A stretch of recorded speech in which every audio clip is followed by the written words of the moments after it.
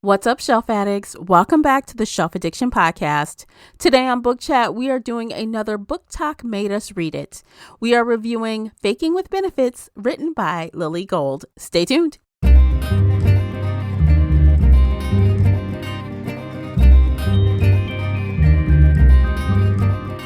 Hey everyone, I am your host, Tamara, and welcome back to the podcast. If you're new here, we're going to feed your shelf addiction with fun book conversations, bookish topics, and more. It's like listening in on your favorite book club. Participate in this discussion by joining the Facebook group Shelf Addiction Official or over on the Book Clubs app. I hope to hear your thoughts on today's show.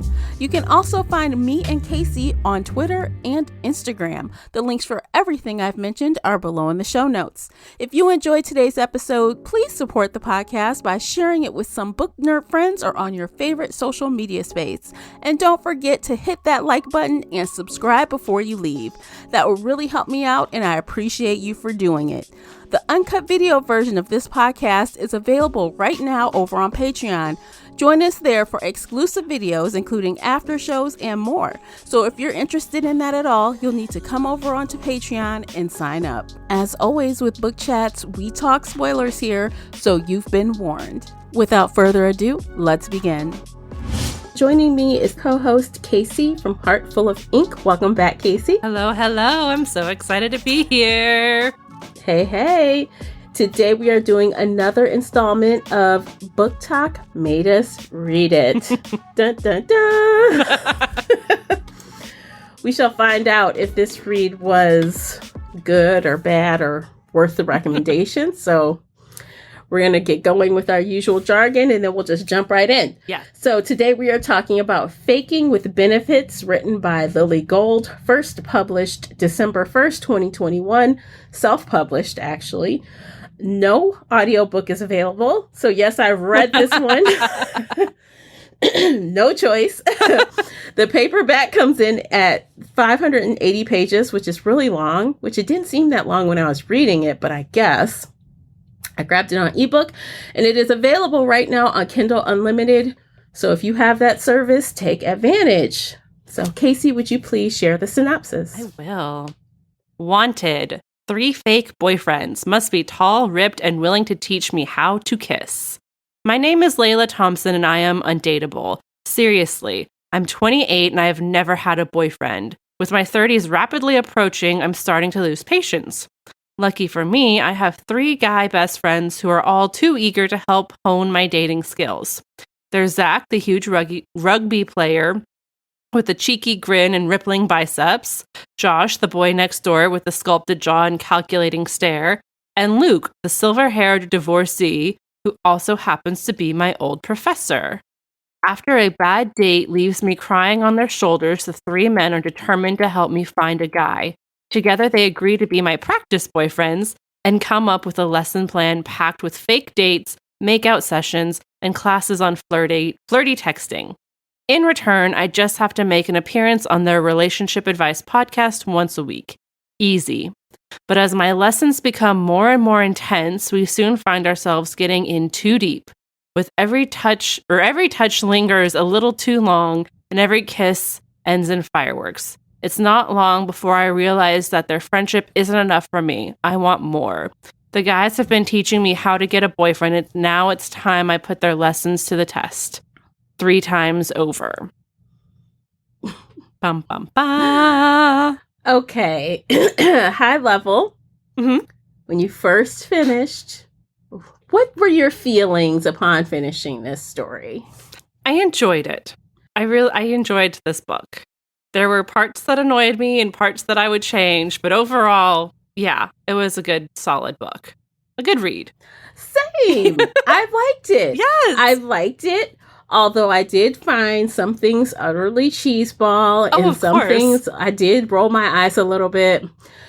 That little stupid happy-go-lucky ending, but you know it was promised. It was so cute though. Like it was so cheesy. It was kind of cute.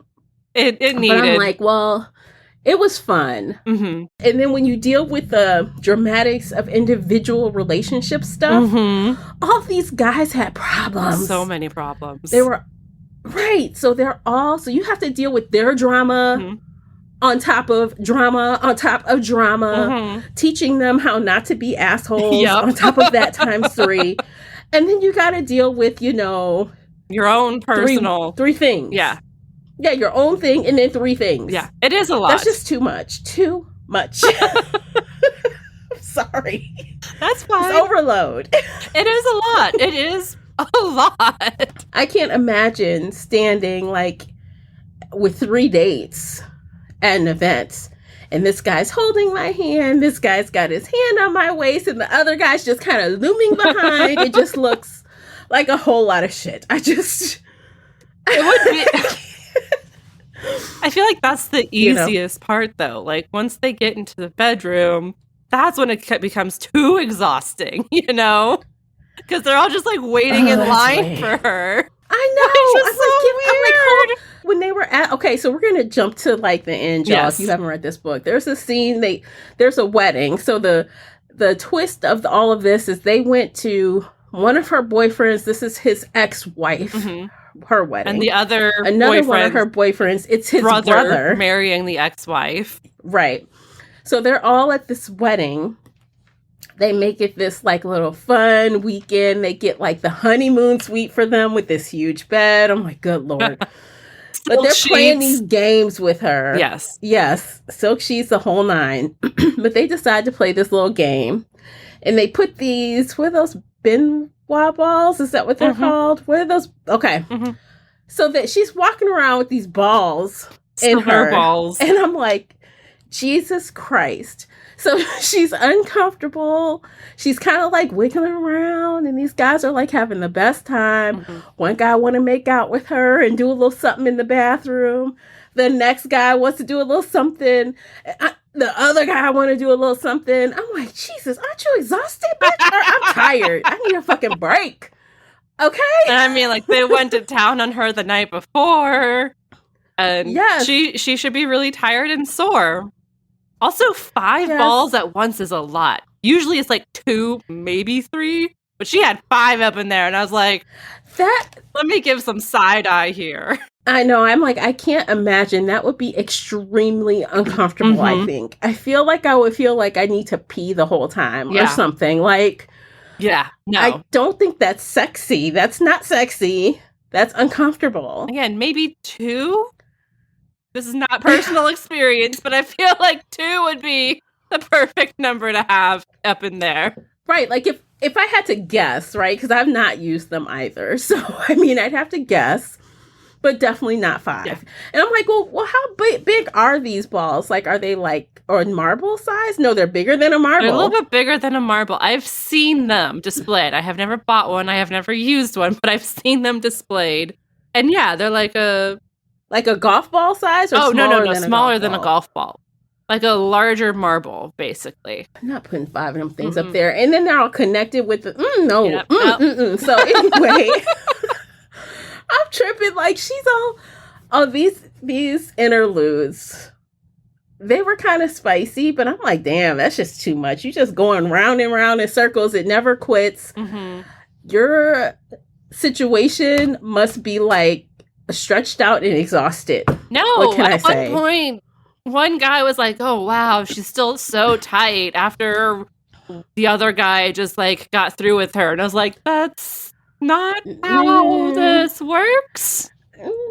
Also, you don't really need to comment on the tightness. I can't. This is why, personal preference, I like the swords to cross. I like man on man act. Like, it would give her a break. It would let them have some fun.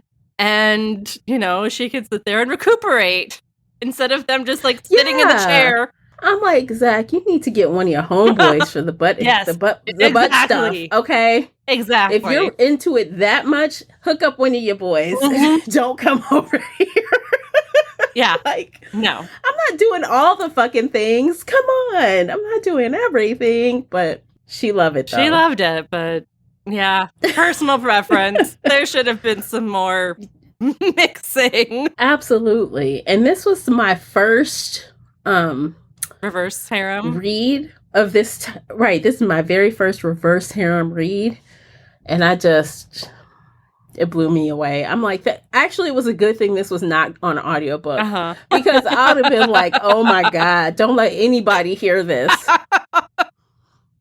Don't let anyone hear what I'm reading or listening to, because it would have been outrageous. Yes. I could imagine, because sometimes I play audiobooks on my phone without headphones. Oh, so that's a dangerous game.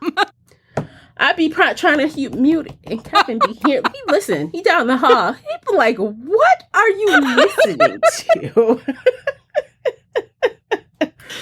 Nothing. Absolutely nothing. Don't worry about it. Oh, goodness. So, yeah. All good that there's no audiobook. Trust me, you don't need it. You don't want it on audiobook. Okay. So let's talk about more stuff that we liked about the book. I know when we first texted about it, you were like, oh, I kind of, hope there's actual story here. Did you get enough story to make you happy? Yes. There was a lot of character development and a lot of plot line. I just wish there had been more. So one of my issues with the story is that she wanted them to teach her how to date. And they only kind of really did that once, kind of twice. They didn't, once they started kissing, they just went straight to sex, and it was all about the sex. And they were like, oh, yeah, we're teaching you how to be intimate and open and vulnerable. But that wasn't, to me, that didn't feel like they were really teaching her how to date. It felt more like they just wanted to, have fun with each other, which is fine. But that just kind of, to me, it felt like it strayed from the premise a little too much.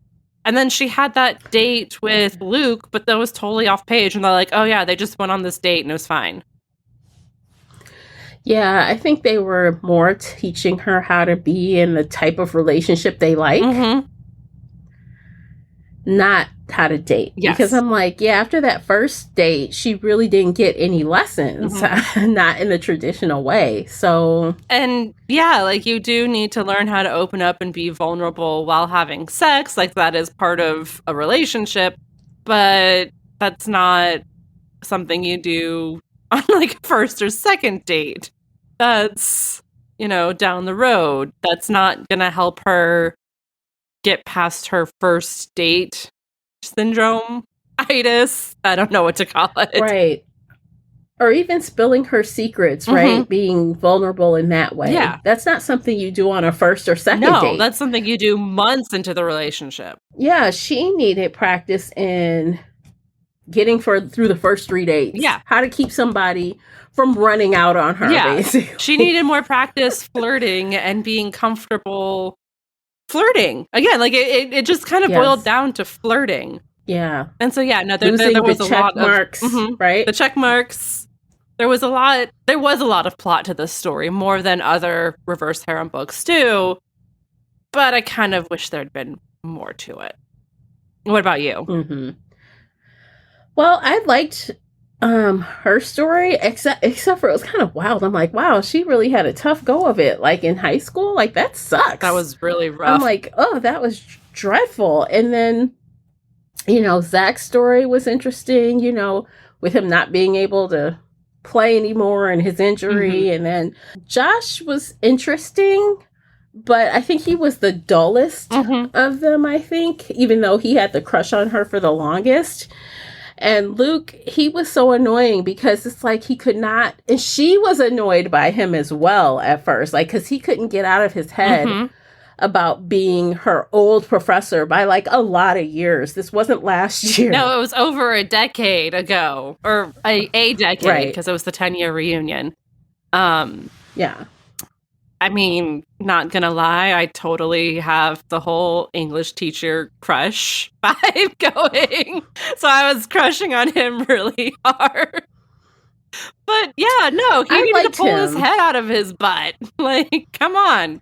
Get over yourself, dude. Apparently, when the bedroom scene came up when Luke finally participated, I must admit that I was surprised that Luke like whipped out this like Dom act on her. I'm like, oh shit, you're into that? They could have explored that even more, but they didn't. I was like, this is something you need to do. Like this, you need to go down this rabbit hole.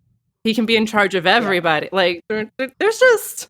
Well, he kind of was. He was like, Zach, get over here and do this a little more. She's not ready yet. Do that some more. There could have been so much more to it, though. It was kind of bossing them around a little bit, but I'm like, dang, okay. Yeah, but they could have explored that a little more. But, of course, the teacher would have to be the domineering one in the Oh, yeah. in the Any back, man wearing a tweed suit with those elbow patches who smells like tea, you know he's going to be a freak in bed. Oh, my God, right? One thing I did like about this story that was kind of a twist, because I love podcasts. We do a podcast. We're here. Yes. I love the fact that these three guys had a podcast. Yes. And that was like the main vehicle to like drive their actions. Like at first was like, hey, we're going to do this on our podcast. We're going to have you on. We're going to teach you how to date. And it'll be a feature and it'll be fabulous. So I'm like, that is so fun. I like that part too. Yes. So that kind of segues into one of the things that really annoyed me about this book was Layla and her entrepreneurship. So obviously, I'm an entrepreneur. I have been an entrepreneur for the last 5 years, kind of similar to Layla. I have a lot of friends who are entrepreneurs. And while I understand why the author made these choices, she made Layla like incredibly independent to the point where she was literally the only person working for herself. She had her seamstresses, but she didn't have anybody else working for her. And that bothered me so much because you cannot get very far in your business if you are the only person doing it. And like I know she had to be so independent that she couldn't even have an assistant, but she didn't even have an IT person. And at that point, like I had to put the phone, like I had to put it down and roll my eyes and just like, good fucking God, no. It's like she already had thousands of followers. She already had, before the influx. And, there was that one moment where she's on the floor crying because the code isn't working, or the discount code isn't working, and she can't figure out how to do the IT thing. And I'm like, I guarantee you this would have happened within the first year multiple times. She should have IT people on speed dial who she calls regularly, because if she's selling through her website, who built the website? Did she build the website? If she built it, she would know how to fix this. If she didn't build it, she would have an IT person to call. But no. Maybe she should have said the website crashed altogether. Yeah, it should have been something different. But no, she had to, go to the guys for help, and they helped her with their IT person. And I was like, I understand why the author made this choice, but realistically, any entrepreneur would have 2 or 3 IT people on call already, especially 5 years into business when she's solely online. Like, this is, I rolled my eyes so hard. And I was like, I'm a doctor trying to watch Grey's Anatomy right now. It's just not working. Yeah, I get it. But the thing is, she didn't even go to them. Luke came to her because she was upset. She was right. And so they're like, and that's one thing. They play round robin with go check on her. Something is wrong with her. All the time. So he comes and he's like, what's wrong? He helps her find the missing receipt because she also has this breakdown with one of her vendors, all at the same time. And he's like, oh, I can give you my IT person. Yeah. I can tell. Like, I understand that moment. Yeah. But it just... Mr. Fix It. It annoyed me so much that I had to put it down and just walk away for a minute. I was like, I understand the reasons, but good God, this is just... No, I have my own IT people on speed dial who I call all the time. And I was like, this is so not real life. Anything else about her business did you find not accurate? I mean, again, the fact that she's doing it alone for 5 years. feels really inaccurate. Like, she should have somebody who helps her with social media at least. I know she's modeling everything, so she has to have a photographer who's taking the pictures, unless she's taking it with her phone, but that wouldn't look good. Like, she's making enough money in order to hire people to help her. But she's like, no, I have to work 18 hours a day forever, and I can never stop. But, oh, look, I'm just going to take off a week and just not do anything with my business. And I was like, excuse you, you can't be 18 hours a day and then suddenly go offline for a week. Nothing. Like, that's not, you need to set your business offline, or, you know, have somebody else running social media, or have somebody checking your email. Like, you can't have it both ways. Well, that's because she started getting 3 dicks. Who gets 3 dicks? She's exhausted. I know. That's why she needed to have other people on her team. Right. But that whole time up until then, well, first she started with 2. She had 2. The 2 were okay. And then the 3rd, but she was very regimented in her lifestyle until that. And even then, like, instead of, she's 5 years into her business and she has nobody else on her team. That felt, and there was even a time where she's like, I'll teach you how to do your taxes. And I was like, bitch, no. What? You need an accountant. You don't do that too? You're not an accountant. You're not, like, yes, you can have all your receipts labeled and ordered, but being an entrepreneur means you have a team, especially if you want to hit 6 figures, which I think she was, like, close to making or wanting to make. Like, no. And year 5, you've already started building that team. You start building that team year 1, year 2, once you start making enough money. And she was making money before the guys. Once you turn a profit and you have extra money. Because I understand you can't pay anyone at first, right? Because you don't have any extra money. But the minute you cross into profitability where you can afford to pay people for things, you should start acquiring them.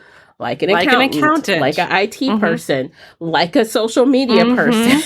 You build that team so they can focus on the little stuff, and you can sit there and design and focus on the designing. Right. And yes, you can be hands-on. Deal with the vendors, blah, blah, blah. So it just, again, like, I know why she had to be so independent in this, but it's also so utterly impossible to maintain that for 5 years and get all the sales and do all this other stuff without any support. Anytime I thought about her business, I got angry and I was like, nope, this isn't how entrepreneurship works. I mean, so yeah, when you start nitpicking, you know, and getting into the weeds of Layla's business, those things didn't really hit all the way. But I have a feeling neither would the podcasting side, because they worked for they had a deal with a company. You know how they have media companies that have, like, lots of podcasts under them, right? So they do like Earwolf and other things. They do all the sponsorships. They pull in all your ad money. But guess what? They take a huge chunk out of your money to pay for that. And all the staff that do your editing and your producer and all of these things. So these 3 guys were living off of the salary off of one podcast. I guess it could be that big. I guess they're trying to, I guess maybe they're Joe Rogan level. Maybe they were getting that kind of money. No. Then they went independent at the end. Because their manager guy said he was going to drop them because they were losing followers, and then they brought her on, and then they skyrocketed again. So now if you think about it realistically with the money, they weren't making that much at the beginning, and they'd been doing this for years too. So guess maybe some royalties kept trickling in, but somebody should have had another job.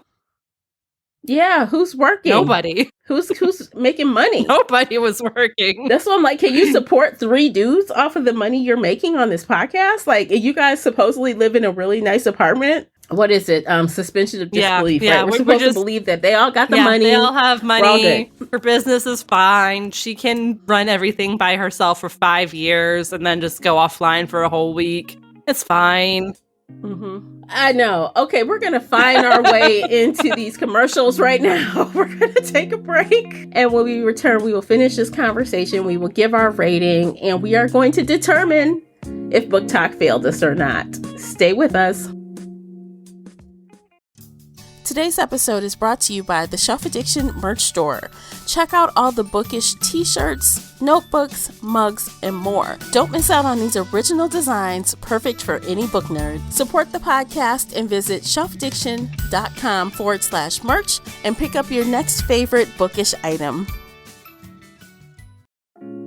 All right, we are back, guys. We are going to continue talking about faking with benefits, which, by the way, I get the whole title, right? Because it's fake dating with sex. So I get how that ties in. Cute. Great. Cute. The cover, meh. Okay. Let me just say, when I was scrolling this group, how I found this to begin with is this Book Talk group on Facebook, of all places. Book Talk on Facebook. How much sense does that make?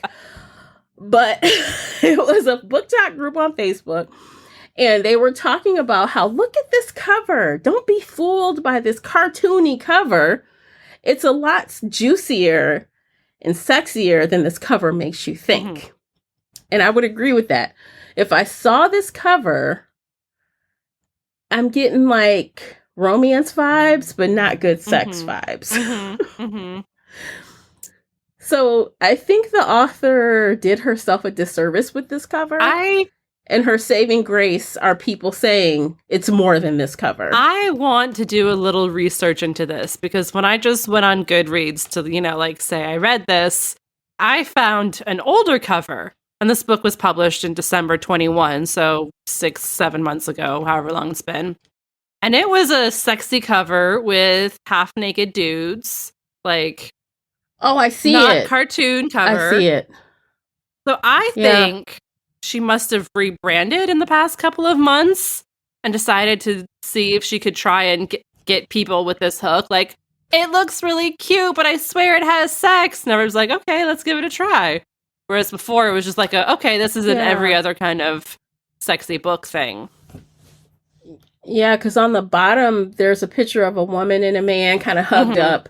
And on the top, there's 3 men with their chests, with 6-packs sticking out, and the shirts are torn open. I'm like, yeah. Okay. So, interesting change to go from that to this cartoony one.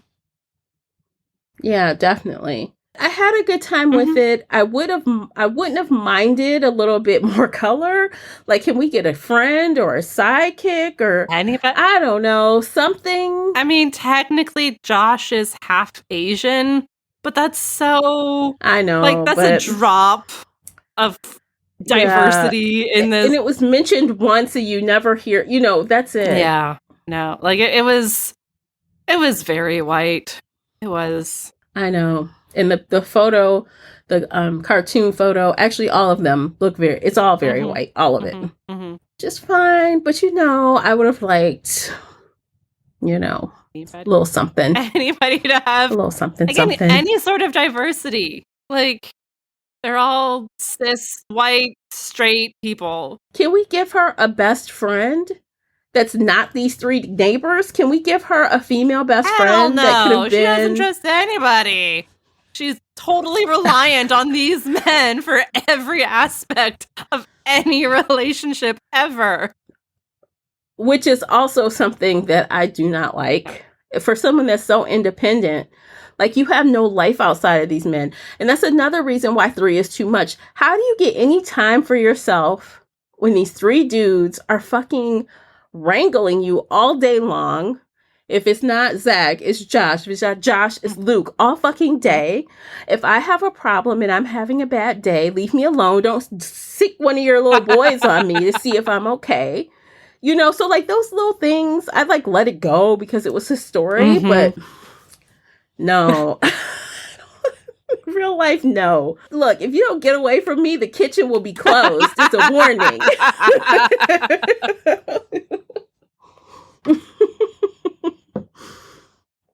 I don't know. That's just, if I want to nitpick, it would be that. She has no life separate from them. And even which before is too they bad. started dating, like when they were just friends, yeah, she was friends with them. But when she would go running, she would literally just listen to their podcast. And it's, again, her entire life kind of revolved around her business and them.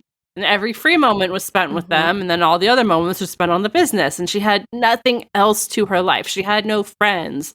She had no family or support system or anything. So yeah, that's a... And then you wonder why she could not talk on a date. You have nothing to talk about except your business and the asking questions to check off the list to make sure the guy can provide you a baby by a certain amount of time, right? That's it. I just met you, but I want to get married in the next 2 years. Are you down for that? Like, have you never... Again, she's been on 120 dates, and that's still her opening line is, I want to get married. Which makes her very dumb. 120 dates, and you haven't learned yet? You haven't changed anything? Again, like, if she's that bad, they really needed to focus on the first date and practicing how do you talk to guys. I kind of wanted them to, like, maybe set up a fake profile, or not a fake, a real online dating profile for her and, like, literally coach her through texting people and helping her, you know, on a date with a guy, and they could be in her ear and be like, no, don't say this, or don't do this instead. But that would have made the book way too long. Yeah, it would have. Or they could have put this in 2, make it like a duology, you know? That could have worked, and then we could have got a little bit more. Because, I mean, if it was really that it read fast, did read I'll fast. give it that. But if it was really that long, she could have cut it in half and gave us a little bit more to satisfy that. If you're going to go so deep into these guys' past and her past, why not give us just a little bit more? Exactly. I did like that character development that was there. I wish there had been more. I feel like that's my overall feeling for this book, is that I liked it, but I wish there had been more. Definitely. Because if it was a duology, let's just say, I would have picked up the second book. Absolutely, yeah. I would have. Because the sex was good enough. I mean, I was interested enough. So it was well balanced, right? So you had those scenes, and then you had the sexy scenes, regular scenes. The plotline scenes, the character development scenes. She had some one-on-one time with every guy. There wasn't a lot, but it was enough that you're like, okay, yeah, she's with them. Then there was the whole breakup scene, and then the begging for forgiveness scene. Like, oh, okay, so that was Luke that did that, right? No, it was Josh. No. Josh is the only one who stayed. It was Zach who did that. Zach, the rugby player. Oh, okay. Who has the dead fiance. Okay, that's right, because his dead fiance. So this dude brings her out of the wedding again, like she's having all this fun time with everybody at the wedding. He brings her outside, and they literally have like full on sex outside. They're going to Pound out Town. there. They're Pound Town, and then all of a sudden, in his own mind, I think he was like, when he realized he actually cared about her, and that's what it was, he like flees the scene. He dumps her on the spot. With his pants still down, her dress still up. Yes, her dress still up, her panties on the ground somewhere. He like, oh, this not gonna work. Yeah. Sorry, bye. Bye. She like, what? Like, he's an asshole. So she runs away. She goes back to the hotel room. She hears the ex-wife of Luke trash-talking her and calling her loose and a slut and, you know, all that good stuff that any principal should say about her student, you know. So she goes up to the hotel room, and Luke follows her, and then he's like, you know what? Maybe I should break up with you too. I don't think this is working because you're that kind of girl. Just like, oh yeah, you agree with the principal and think I'm a slut, so fuck you too. Get out of my way. And then she runs away.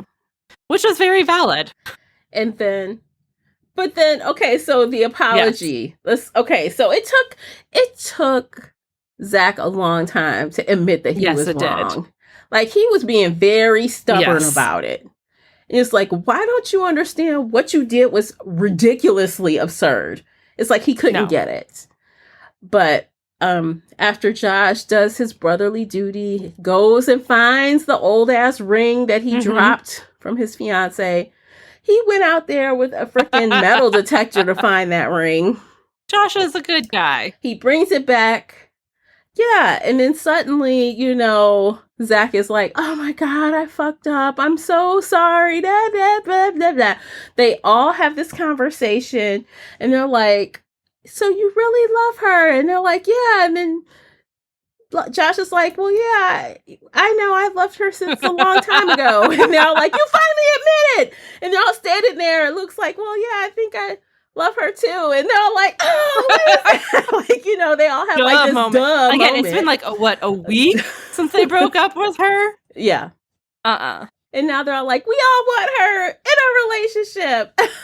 So they go on this long marathon of a podcast, a live broadcast, and they are spilling everything, telling all the stuff they did, what their responsibility was. It wasn't her fault because, of course, all their fans blame her. Yeah. She's the hoe that cheated on them. Even though, and did all this stuff. Whole time she's like, I've been fake dating all of them.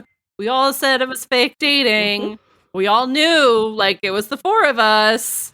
But no, she's the hoe. She's the slut. She's the easy one. Yes. All because Luke's ex-wife was angry. She was a little jealous, I think, absolutely. Of her. So she posted a photo of her getting busy, like getting in these little situations where like, oh, what is she doing? She's snapping photos and posting that shit to Twitter. Like, girl, what? What are you doing? They do this apology and they keep like hashtag get Layla listen or something. It's yeah. And then suddenly everyone's texting her and messaging her, turn on the podcast, turn on the podcast. So she hears the podcast and just comes running, basically. Yeah. I'm like, oh. No. At least when she walked in the door, she started out by saying, I don't know if I can do this. I just want to be friends. I don't think I can trust you anymore. And I was like, good. You shouldn't trust them instantly. Like, it's been a fucking week. Yes, you ignored their calls, but they shit all over you. Yeah, but she did take them back ultimately. I guess they begged enough. That was not enough begging. They needed to have more begging, more, like several days worth of begging. Yes. Like, we can have first contact, but you're going to be chasing me for a minute trying to get me back. I'm not going to just take you back. Like, because that was extreme. What they did. Yeah. That was outrageous. Absolutely. And she even said at one point, like, I can forgive you as a friend, but I can't forgive you as a girlfriend. And I was like, yes, I can understand why you did this. I understand why you fucked up, but I can't trust you. And like, that was very valid, but nope, she instantly forgave them and they're all together and happy. And yeah. I know. So ridiculous. They're back on the couch and it's like, they're like, her head's on one guy, like Zach is being greedy. He don't want to let her go. And she wants to come over here and show Luke some love because he's looking sorry. And she had to trick him so that she could get up. I think she had to say she had to use the bathroom or something so he would let her go. I'm like, oh my God. So now you're going to be torn like a rag down between these three guys. It's too much. 3 is a lot. 3 is a lot. 3 is a lot. Yeah. It is. But the minute you make it into a quad relationship, that's a whole nother... And then at the end, they get friggin' married and everybody's super happy. Married. Now they're going to start making babies. And I was like, oh, God. Okay, so this is my question. Who do you think is the one legally married to her? Because they can't all be legally married to her. I would say Luke. Who do you think she legally married? Luke? My guts, I want to say Luke, but it might be Josh, because Josh was the one who was obsessed with marriage and wedding, and he kept everybody's invitations, and he always wanted to have the happy marriage because his mother didn't. So it might be Josh. Yeah. That's what I thought. I'm like, I think she might be legally married to Josh. Yeah. Because she could, in America, you cannot marry all 3 of them. Not legally. And then, oh God. Okay, so y'all know how much I freaking hate everything ending with a happy baby moment or let's get pregnant. And this woman is going to be like, oh, I guess I can have 3 babies with 3 different baby daddies. I'm like, girl, you gotta give them all a baby. That what we're doing? So I guess you gotta test each one. So the first baby you have to test and see, okay, whose baby is this? Okay, so this is Luke's baby. So next time maybe we'll give Zach more time in there so it can be his baby. I was thinking, you just start at the beginning and one guy does not wear a condom and everybody else does wear a condom. Or that, yes. And then you still want to test it to make sure because, condoms aren't always 100% effective, but... Yeah. Yeah. No, I was annoyed by the baby epilogue too. I was just really grateful that it wasn't happening yet. Like they were just mentioning it. I was like, thank God she's not pregnant yet because I don't want to see that. But the baby epilogue. What a fiasco. Okay, you can be baby mama, I guess, to 3 guys. You do you. No. But that's gonna be exhausting. And then you got 3 babies to run around because these 3 dudes ain't doing shit. No offense, gentlemen. But let's be honest. When women have the baby, the women do the raising. They do most of the rearage. There are some exceptions. I'll give you that. There are some exceptions. But generally speaking, it's the mother. So she's supposed to run her own business by herself because she won't hire an assistant and raise these 3 babies.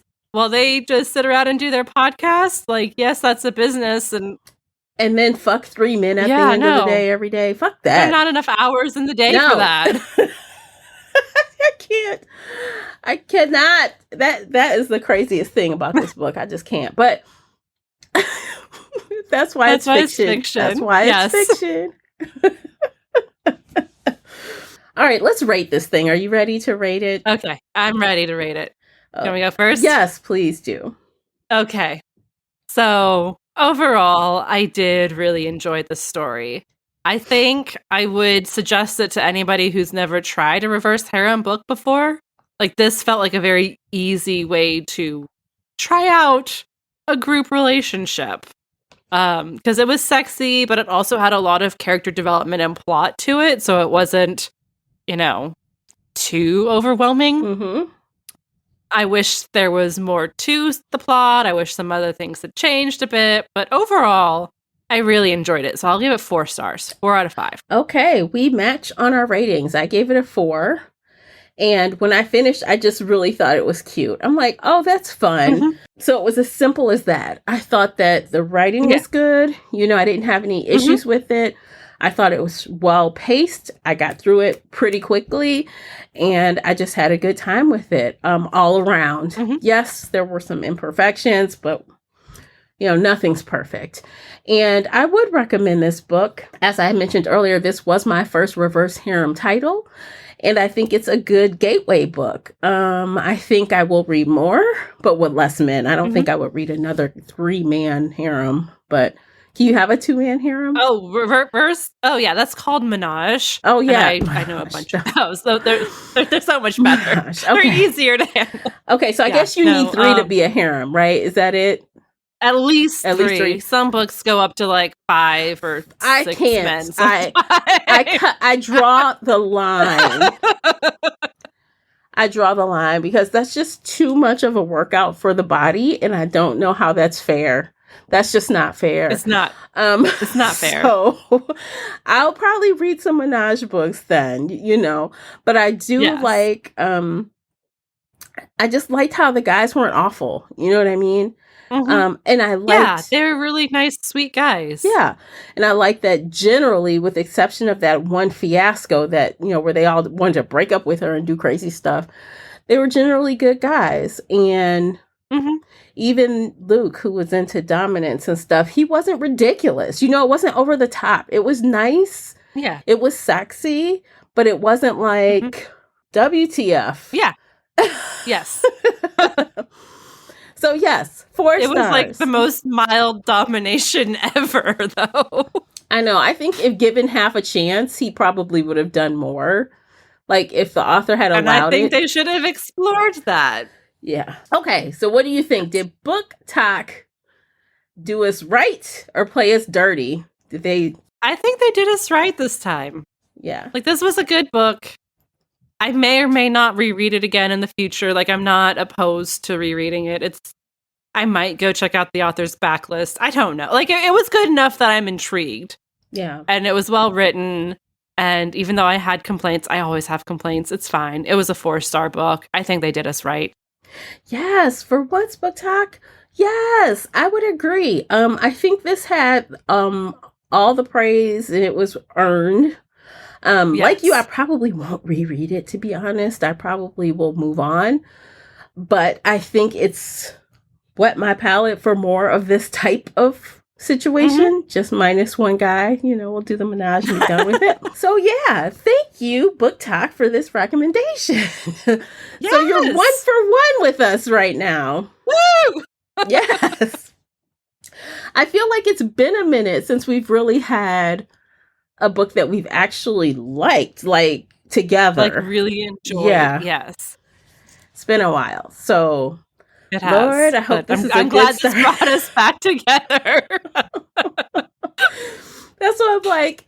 I didn't want to say one word about this book before I hit record. I didn't even want to ask if you liked it or were enjoying it. I said, I'm not asking her one thing about this book. She's just going to hit me with whatever when we hit record. Yeah. It was good. It was good. And the author checked the boxes. She checked the consent box, hey, what do you want to do? Well, she did that, which is always a win. Yes. Oh, yeah.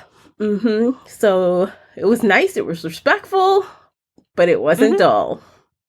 It was not dull, which is good. You don't want an adult. It was not vanilla, y'all. It was not vanilla. Not to me. It wasn't vanilla. It was just for that one scene. Vanilla. No, it wasn't. That one scene where she was like coming to the brink all night long, all through the night. That shit was not vanilla. That was not. Okay, no. We called Neon Gods vanilla. Yes. This is not sexier than Neon Gods. Not at all.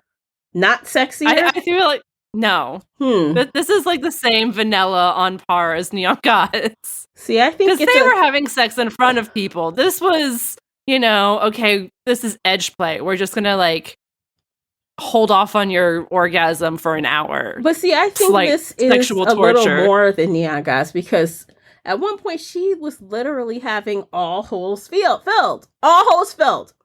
This is true. That is hotter, sexier, quote unquote, than Neon Gods. Nobody was doing that. Okay, yeah.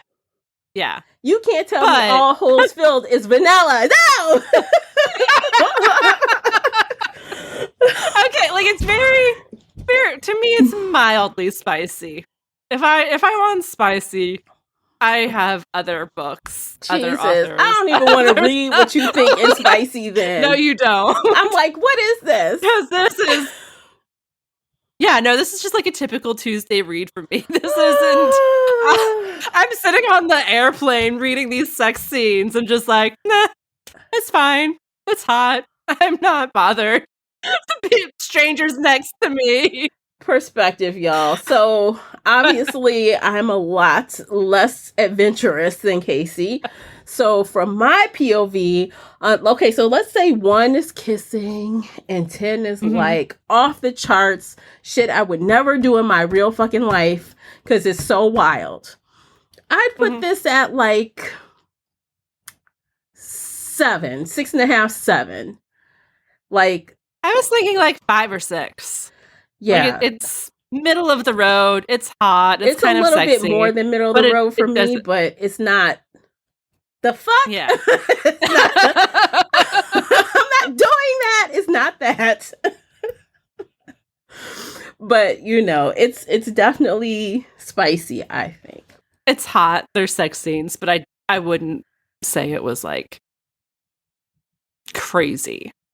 I don't know. I'm sitting here reading this on a plane next to strangers. See, I'm not sweating. No, I mean, I think like if you got a good game face, I mean, not even a game face isn't even needed. I think I would be able to read this in front of people and not have a big deal about it, because it's not, like I said, I'm not going, oh my, what the, oh, what is that? Yeah, it wasn't shocking. Like, yeah, nothing shocking. All right, I think we're done. What do you think, Casey? I think we're done. All right. It has been a fun episode. I hope you guys enjoyed it. Hopefully it was entertaining for you. It was entertaining for us. It was a lot of fun for me. Same. So definitely follow, subscribe, hit the like button. If you want more Book Talk Made Us Read It, you want to be right here because we'll be doing more of these in the future. And send us your recommendations. Send us your TikToks. Tell us what to read. Yes, tag us on TikTok and say, hey, read this one. Or send us a note. Join Shelf Addiction Official. Yes. Talk to us over there. Or on the Book Clubs app. The link for both are in the show notes. You can find us using the links in the show notes. And we'll catch you guys in another episode. Until then, happy reading. Take care, guys. Bye, everybody.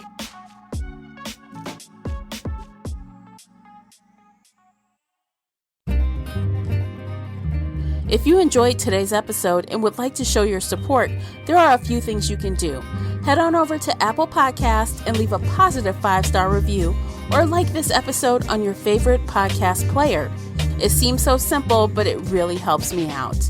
You can share this podcast with other book nerd friends or on your favorite social media space. You can also join the Shelf Addiction Patreon family. For as little as $2 a month, you will help us produce even more awesome content for your ears.